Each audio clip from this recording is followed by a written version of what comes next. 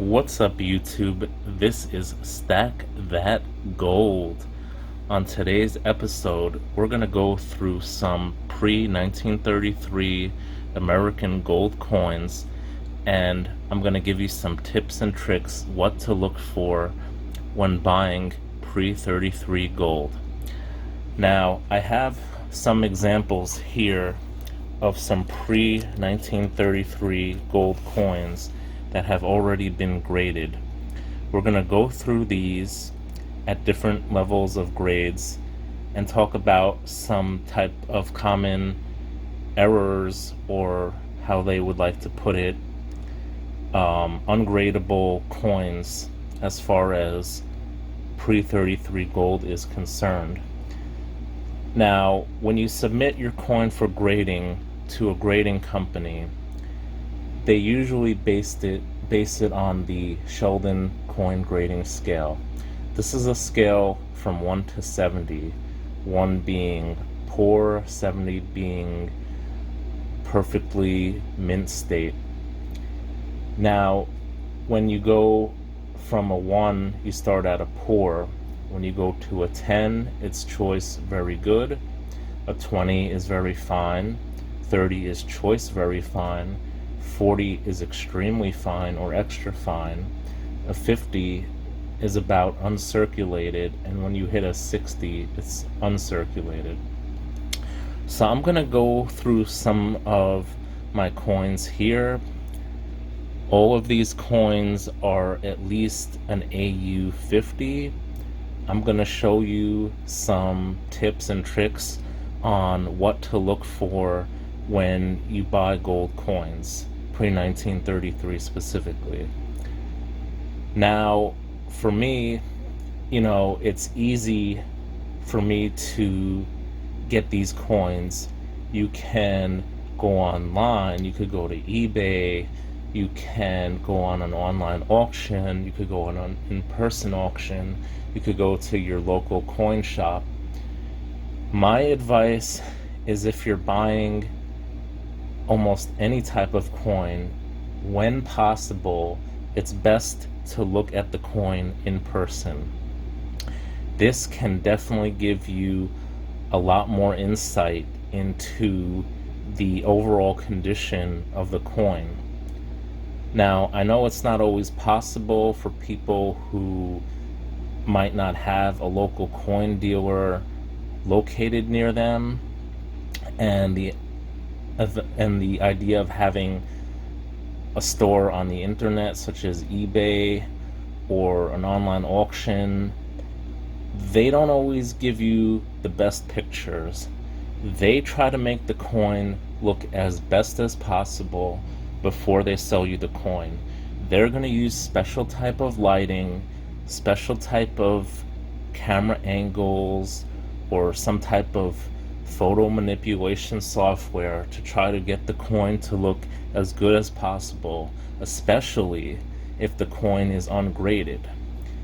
This goes back to what some of the earlier coin dealers used to do, who were unscrupulous and would self-grade coins much higher than they really were. This is what you really need to look out for.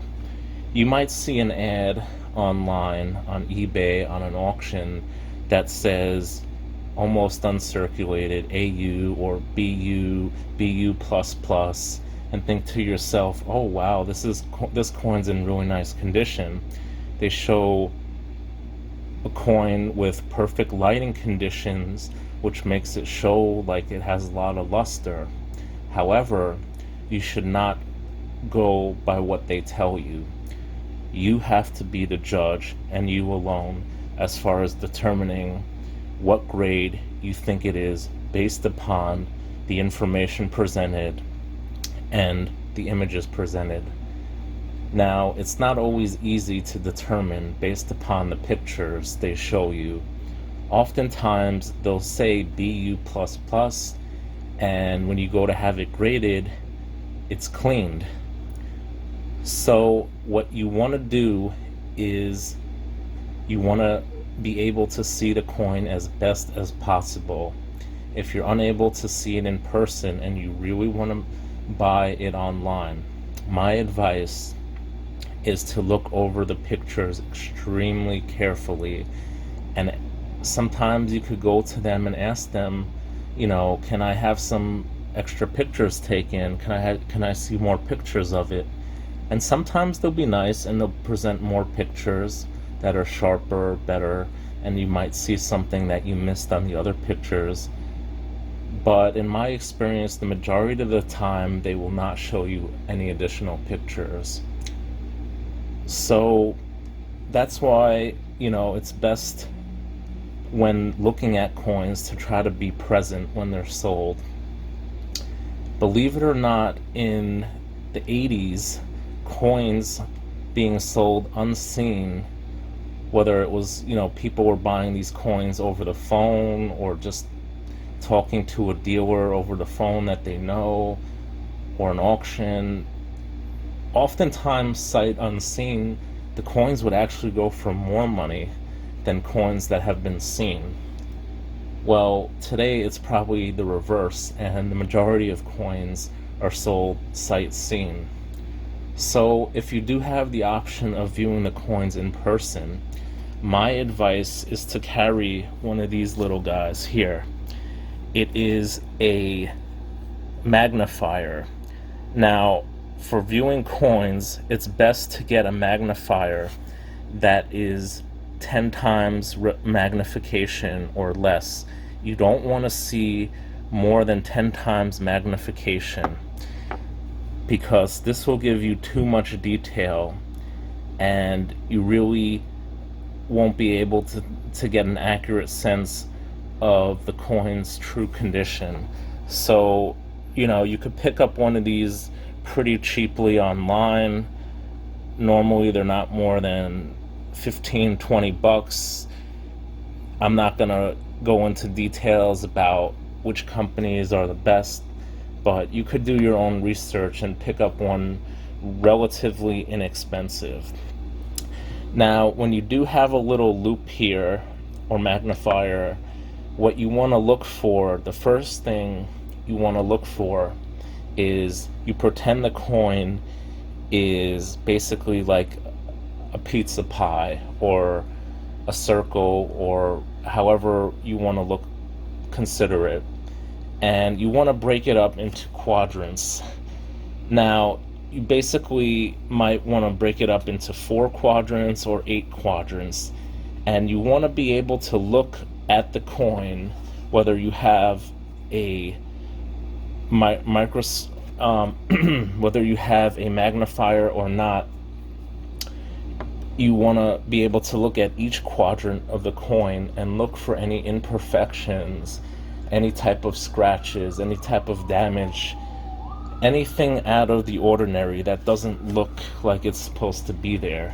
And you want to go from quadrant to quadrant, either clockwise or counterclockwise, doesn't matter, but you want to kind of tilt the coin a little bit if you're in person and look at every angle to see any type of imperfections. Now, the most obvious sign that a coin has been manipulated is if you happen to obviously see tons and tons of scratches on a pre-1933 gold coin. This indicates that the coin was at some point in time cleaned. Now, sometimes people think cleaning a coin is good and it'll increase its value because, it's shinier, it has more appeal. But no, it's just the opposite. If you clean a coin, it hurts the value, and because gold is so soft and malleable and, easily bent and stressed, just rubbing it with a cloth will actually leave tons of scratches. So if you have a gold coin and you clearly see it's been scratched, it's basically not a gradable coin, and it detracts from the overall value of the coin. Now, I have an example here of a coin that is considered clean. Now, if you look, you can clearly see the scratch marks on the coin. You can clearly see that it's been cleaned at some point in time. So, in essence, this coin has been cleaned and it hurts the value. You can look at all the sectors of the coin here and you could see it's been scuffed and scratched. So this is something you want to look for, even though the coin overall is in uncirculated detail, because you can clearly see the luster present. Someone, for whatever reason, decided to take a cloth to this and scratch the surface of it. So that's an example of what a clean coin might look at. Now, you might come across another type of coin, one that has some indentations, especially around the edges on it. This type of coin at one point might have been used for jewelry. So what you want to do with your loop, or what you want to look for on pictures online, are little indentations on the coin. So I have an example here of a damaged coin. Now, it's not too apparent here, but if you look on the edges of the coin, there are some minor indentations that are being obscured by the plastic holding it in place. You can also see at some point the wear on this coin does not look like, you know, someone cleaned it. It kind of looks like it's been through the ringer a little bit, like it's been worn. Also, you notice it doesn't have such a bright color. You see there's bands here on the coin, which also shows damage. So this would be an example of what is considered a damaged coin. Now, you also want to look for what's called an altered surfaced coin. What people do to try to increase the value is put some type of polish or some type of metal or chrome or something, or even use some type of sandpaper or something to bring out some luster in the coin. So those type of coins might be considered an altered surfaced coin. Now, I have an example here of an altered surface coin.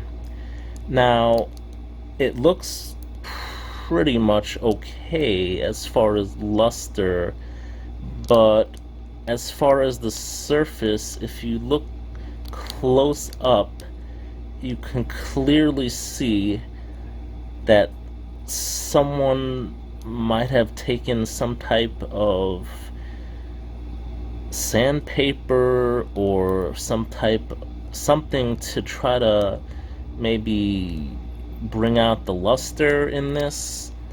It's clearly scratched up. They clearly did something to the surface of the coin that scratched the coin. This is not natural. You know, sometimes coins will have little indentations on it, usually from being in a bag when they were transported basically from the mint. They were thrown in a bag with maybe 100 other coins, and they basically have little indentations. That is not what's shown here. This is a clear scratch you could see where someone tried to maybe buff out the surface of the coin and, you know, caused caused this scratch to happen. Or maybe it was in someone's pocket and, you know, it just happened to scratch up against something, you know, back in the day. So this is what they call an altered surface coin. Now, there's also something called a whizzed coin. A whizzed coin basically was very common in the 1970s and 80s, where they would actually take a buffer and put the coin through a buffer, or whiz it through, and try to bring out the you know, surfaces to make it more shiny, or, you know, just make it look a lot newer than it was. Today's modern technology basically can determine at the microscopic level if, you know, the coin has been abraded or not. So you want to look out and look at the surface of the coin, feel it, if it feels smooth, if it doesn't, if it feels uneven to you, you know, that might be a red flag that the coin has been whizzed. Usually those didn't really occur too often on gold coins. That's mostly on more copper coins, but there are examples of whizzed gold coins that I have seen. Now, basically, we're going to start at almost uncirculated condition. Now, I have a coin here that is graded a AU 50. Now, you could clearly see on this coin here, there's some scratches, you know. You can still see the luster of the coin though.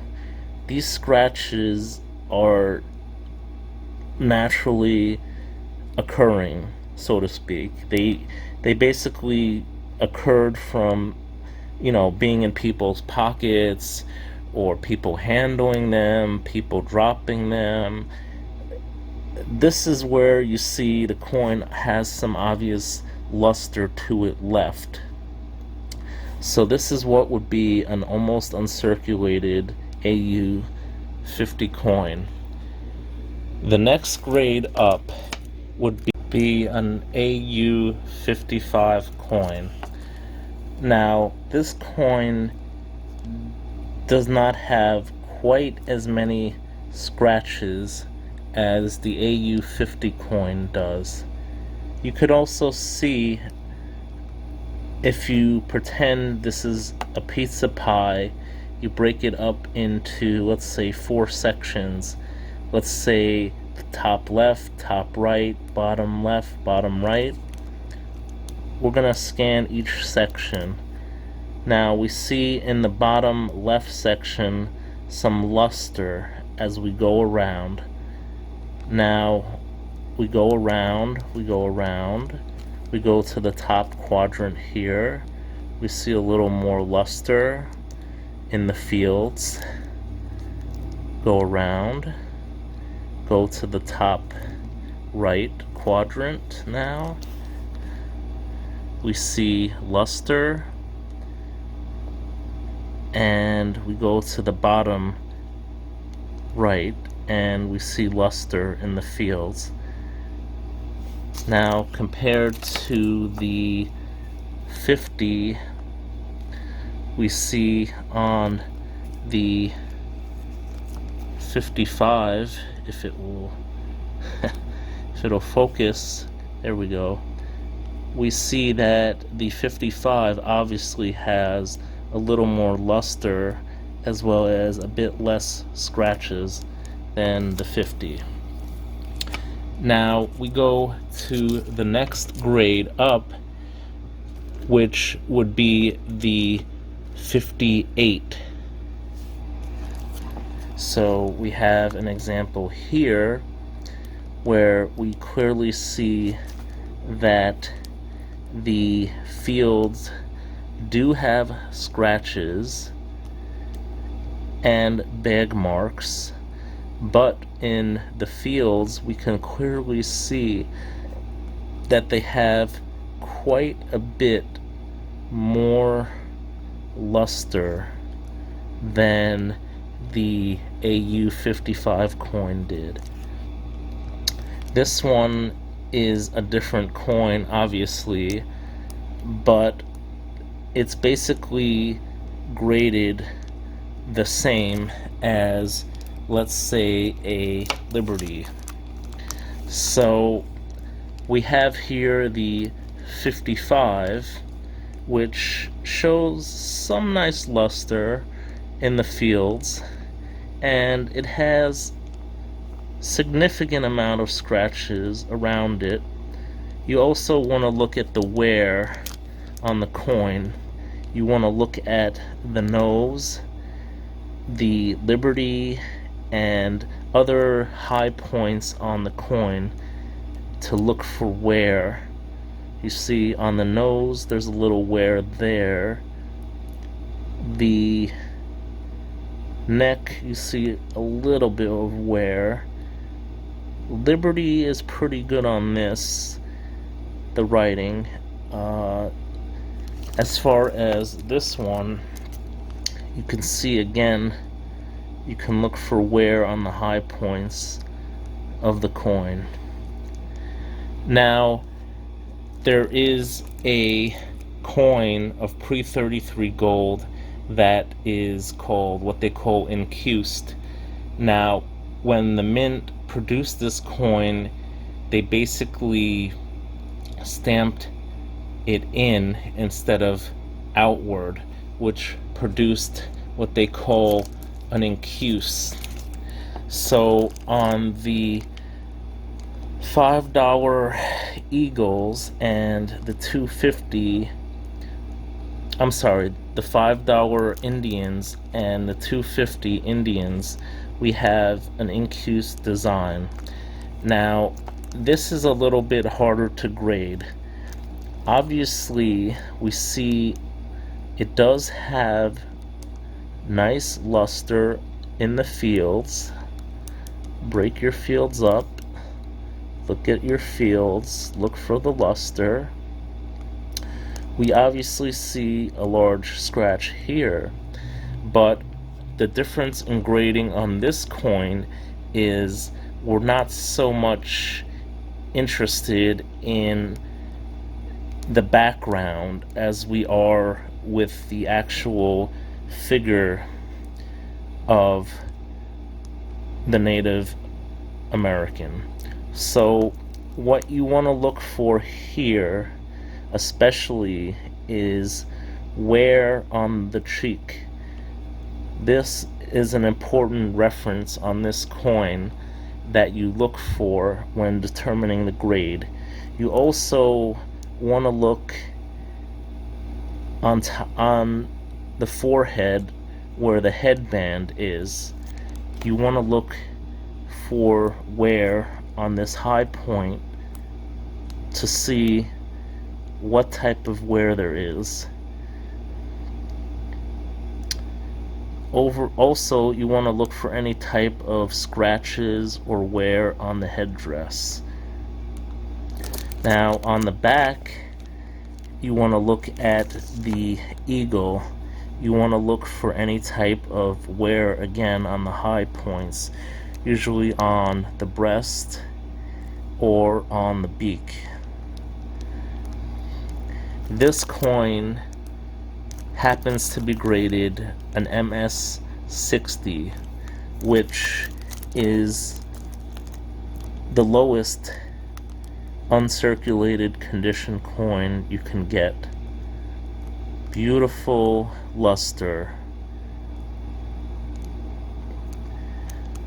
Now, once you get to uncirculated condition, it becomes significantly harder to determine each level grade because the level goes up by only one.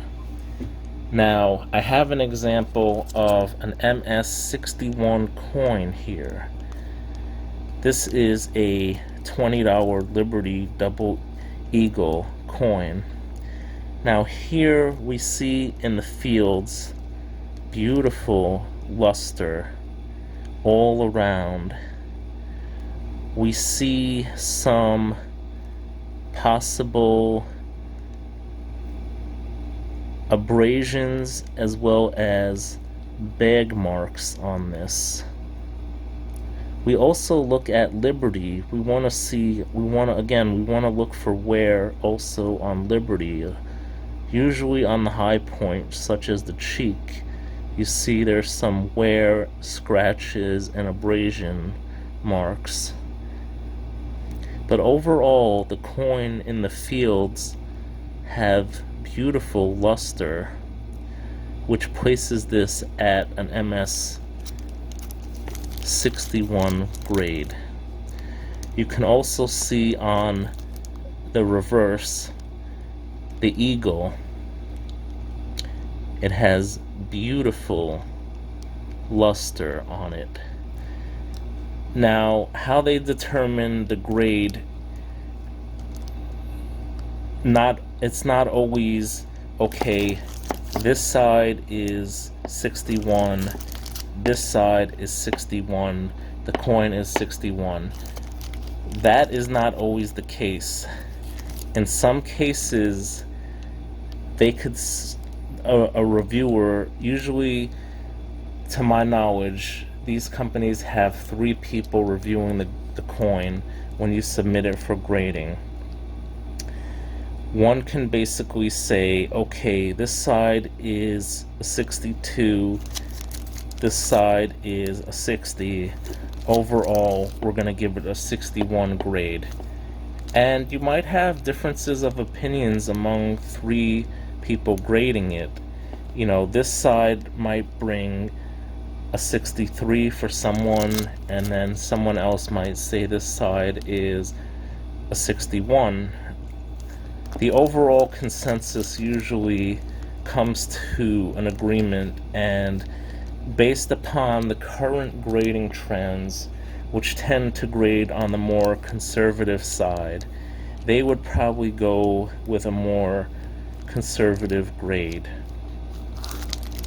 Now, there is a such thing as a plus grading. A plus grading means that perhaps, let's say this side is a 61, and then maybe this side might be a 64, where you have such a disparity that they would obviously want to reflect that in a grading. So what they would do they would actually give you a plus grade there.